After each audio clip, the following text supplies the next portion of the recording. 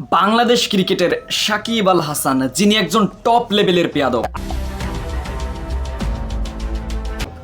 যাই হোক, অনেকে আমার কথা অবাক হচ্ছেন। অবাক হওয়ার কিছু নেই। বাংলাদেশের মানুষ তাকে কিভাবে দেখে তাকে কিন্তু ব্যাড নজরে দেখে থাকে।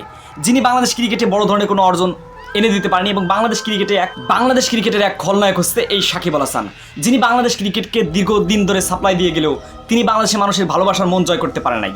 দুর্নীতি, অনিয়ম, আওয়ামী লীগের রাজনীতি এবং জুয়ার বিভিন্ন কেলেঙ্কারিতে কিন্তু এই সাকিব আল হাসান অলরেডি ধরা খেয়েছে। জুলাই গণহত্যা বা ছাত্রদের উপর চরম নির্যাতন চালানোর পরে সাকিব আল হাসান গাড়িতে করে ঘুরে বেড়ায়, কিন্তু তার বিন্দুমাত্র কোনো অনুশোচনা হয় না। তিনি হচ্ছেন বাংলাদেশ ক্রিকেটের সাকিব আল হাসান, যিনি শেখ হাসিনার পদলেহীন একজন আওয়ামী দালাল। টিকিট পেয়েছে তারা সবাই যেন জয়লাভ করে এবং আপনারা তাদেরকে ভোট দিবেন। যাই হোক, এখন কাজের কথা হচ্ছে সাকিব আল হাসানকে নিয়ে কিন্তু আমাদের বিরাট একটা গর্বের জায়গা ছিল।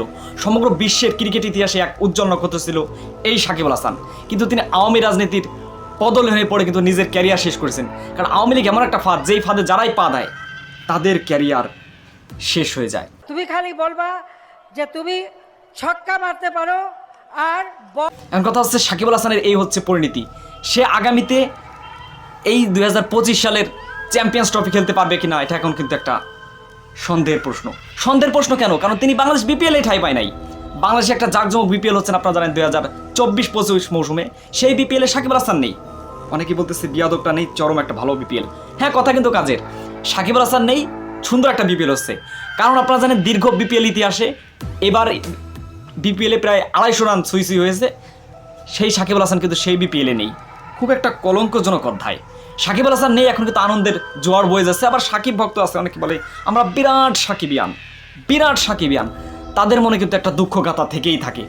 কারণ তার যে এতদিন অবদান ছিল, সেই অবদান একবারে নিষ্পেষিত হয়ে গেছে। বিভিন্ন জুয়া কেলেঙ্কারি, এই নারী, এই মদ, এই ব্যাংক কেলেঙ্কারি, এই আওয়ামী লীগের রাজনীতির কারণে কিন্তু সাকিব আল হাসানের ক্যারিয়ারটি পুরোপুরি ধ্বংস তথা বিলুপ্ত হয়ে গেছে। যাই হোক, অনেক কথা বলে ফেললাম। এখন জিব্বা কামড় দেওয়া ছাড়া কোনো উপায় নেই। কারণ তিনি বাংলাদেশ ক্রিকেটকে যে একটা আত্মবিশ্বাস জুগিয়েছিলেন, যে একটা ভালোবাসার স্তরে পৌঁছে দিয়েছিলেন অলরাউন্ডার হিসেবে, বিশ্ব ক্রিকেটের এক অন্যতম অলরাউন্ডার, কিন্তু তার নামগন্ধ পুরোপুরি ধুলায় মিশে গিয়েছে।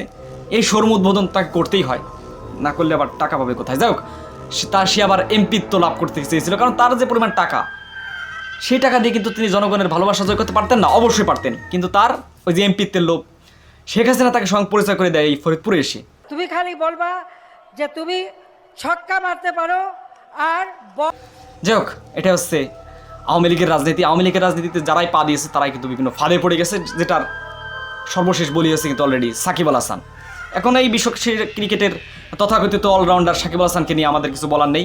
সে আসলে সামনে চ্যাম্পিয়ন্স ট্রফিতে চান্স পাবে কিনা, বা বাংলাদেশ ক্রিকেটের একজন খলনায়ক বর্তমান বিপিএল খেলতে পারলেন না, আইপিএল খেলতে পারবেন কিনা, সেটা এখন সন্দেহের প্রশ্ন। সে দেশের বাইরে থাকুক, দেশেই প্রবেশ করতে পারতেছে না, আবার জনগণের ভালোবাসা অর্জন করতে চায়, বিভিন্নভাবে ফেসবুক পোস্টও নাকি মারে। যাই হোক, সাকিব আল হাসানকে নিয়ে বেশি কিছু বলার নেই। এটাই বলার ছিল যে সে আওয়ামী লীগের ফাঁদে পা দিয়ে তার ক্যারিয়ারটা জলাঞ্জলি দিয়েছে। আর সাকিব আল হাসানকে নিয়ে আপনার মন্তব্য সেটা অবশ্যই কমেন্ট করে মন্তব্যের ঘরে লিখে জানাতে পারেন। আর আপনাদের সাথে দেখা হচ্ছে নতুন আরও একটি পর্বে। আসসালামু আলাইকুম।